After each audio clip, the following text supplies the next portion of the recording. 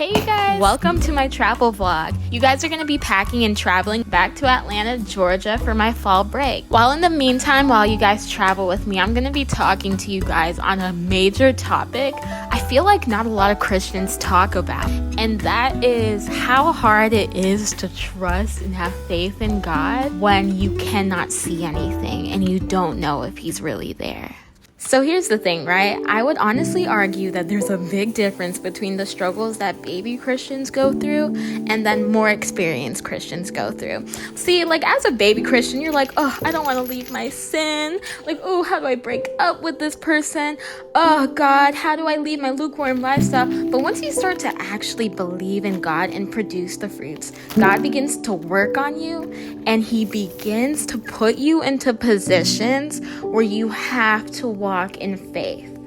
Like God will literally be like, hey, I have this plan for you. This is what I want you to do. Go and do it. But then it's almost as if He disappears. Ignore me, y'all. I accidentally bleached the crap out of my eyebrows. I was like multitasking and I forgot that the bleach was still on my eyebrows. Do not follow my example at home. Back to the topic. To be real with you, that is the biggest issue I faced over the summer. God wanted me to go to college. God wanted me to go pack and get ready and prepare myself when I had no clue. Like I wasn't even financially clear to go. And it's like, God, you want me to pack. You want me to be faithful and keep moving forward. But I don't even know what comes next. So the question is, how do you have faith in God when it seems like He's not even there? Because that's the reality. We're worshiping a God that we can't physically see. I'm back home. Yeah. Now let me tell y'all something straight up. The number one thing that the enemy will try to use against you when you're going through seasons like this is doubt. What if God doesn't really come through for you? What if God isn't real? What if can God really even do this in your situation? Doubt, fear, to the point where it's really hard to go on because you're grasping for this reality. You're grasping for some kind of assurance. I remember when this was happening to me, I just wanted to put things into my hands like, God, like I'm tired of having faith. I just want to see that everything will be okay. And the number one thing you have to change, if you want to change your reality, you have to change your mind. Speak life over the doubt. You really need to cancel out the presence of doubt out of your life, because I truly do believe that fear and doubt cancels out faith. And our faith is the central way we make it through. See, God already has a purpose for you. We know God already has a plan for you. The only question is what you do now while you're waiting for it. If you haven't forgotten about it with your human mind, God hasn't forgotten about it. Which is why it's just speaking life. God hears me. God knows me. God is going to make a way. God sees me. God cares about me. Like speaking words of life. And this is why I love to just be in nature, to just spend time with God, to remind myself I am not doing this alone. And I have a God that cares for me, who is actively working. Remind yourself of the God you serve. This would be like my tip number 2. Remind yourself of the God you serve. Because the literal God who parted the Red Sea for the Israelites, the literal God who shut the mouths of the lions for Daniel and saved his life, that is the same exact God we're worshiping.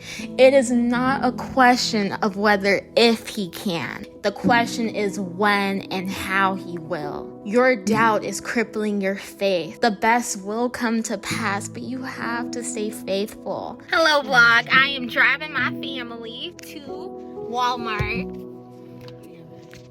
I remember a verse that really helped me when I was going through this time, and I'm going to share it with you because it's in James chapter 1. Consider it pure joy, my brothers and sisters, whenever you face trials of many kinds, because you know that the testing of your faith produces perseverance. Let perseverance finish its work so that you may be mature and complete, not lacking anything.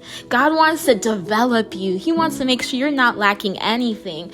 I think it's funny because in the times when we think that God has deserted us, it's the times where God is the most real loyal and the most there.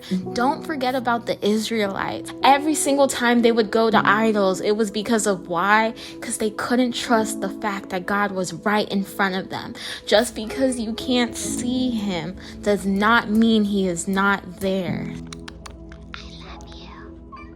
And there is actually another component I want to touch on, and that is when you ask God for things. I might not know you personally, but I know you have hopes and dreams. I know you have things you want the Lord to come through for in your life. And for anything you ask for God in prayer, you need to know this. This is also in James chapter 1.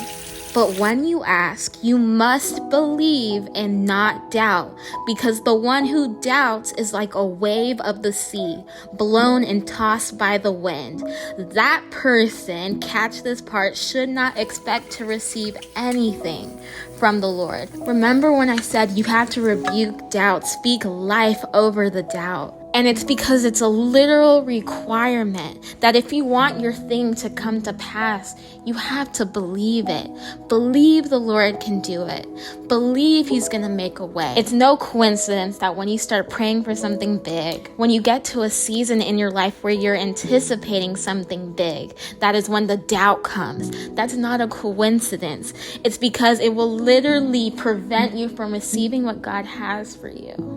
While I go through these trials, I have to remind myself of the God that I serve. And I just want to relate with you, this is not an easy process. These are literal supernatural things that God expects from us humans. Without God, yes, this is impossible, but with God, all things are possible. And you best believe in the times where I'm doubting too much or I'm feeling too sad to even speak words of life over myself, I'm listening to sermons or I'm listening to music that is speaking that life over me. I want you who is listening this to know you're incredible and you're walking in the way of the Lord. This is a narrow, small path that not a lot of people take. But I want to reaffirm for you today that yes, God is here. Yes, he is going to make a way, and he has not forgotten you. Be faithful in the little. Take each day, day by day. If you made it this far, I just want to say thank you so much for following me on my journey back to home and for the whole duration of the vlog. I pray that my content can be a blessing for you. I am happy to announce that this is not the only travel vlog y'all will be seeing, because my next video next week is gonna be about me traveling to Chicago for a conference. I'll see you on the next one. God bless you and I love you so much. Bye!